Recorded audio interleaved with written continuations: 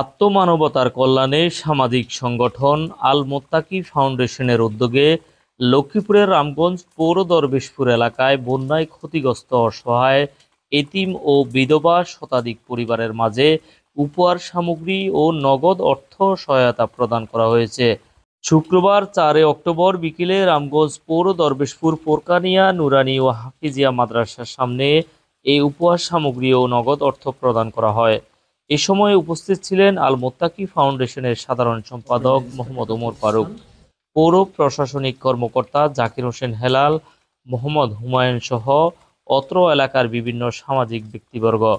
আল মোত্তাকি ফাউন্ডেশনের পক্ষ থেকে লক্ষ্মীপুর জেলায় বন্যা দুর্গত দুস্থদের মাঝে ত্রাণ সামগ্রী এবং অর্থ আজকে বিতরণ করা হচ্ছে।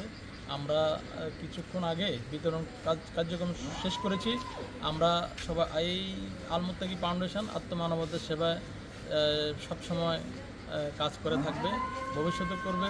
আমরা ভবিষ্যতে আরও এই ত্রাণ এবং এই সমস্ত অনুদান আমরা অব্যাহত রাখব। সবাইকে ধন্যবাদ। আসসালামু আলাইকুম। পরে আল মোত্তাকি ফাউন্ডেশনের চেয়ারম্যান মফিজুল্লাহ সহ পৌর দরবেশপুর আব্দুল হাই চেয়ারম্যান বাড়ির মরহুম বিপ্লব হোসেনের পরিবারের খোঁজ খবর নিয়ে আর্থিক সহায়তা প্রদান করেন এবং ভবিষ্যতে পরিবারের পাশে থাকারও আশ্বাস দেন। উপজেলায় আল মোত্তাকি ফাউন্ডেশনের থেকে আমাদের ওমর ফারুকের নেতৃত্বে সমাজসেবা এবং বন্যা দুর্গত এলাকার বন্যা পরবর্তী অর্থ সহায়তা করার জন্য নিজেই সরাসরি ওমর ফারুক আমাদের সম্মুখে আসছেন।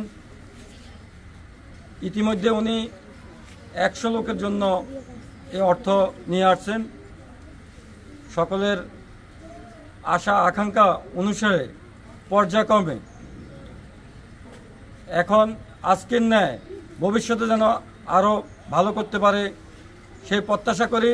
তাকে লক্ষ্মীপুর ডিস্ট্রিক্ট রামগঞ্জ উপজেলার পক্ষ থেকে ধন্যবাদ ও মোবারকবাদ জানাই এবং আশা করি আপনারা সকলে উপকৃত হবেন এবং সামনে যেন আরও উপকৃত হতে পারেন তার জন্য আল মোত্তাকি ফাউন্ডেশনের ওমর ফারুককে দোয়া করার জন্য সকলের প্রতি আকুল আবেদন রইল।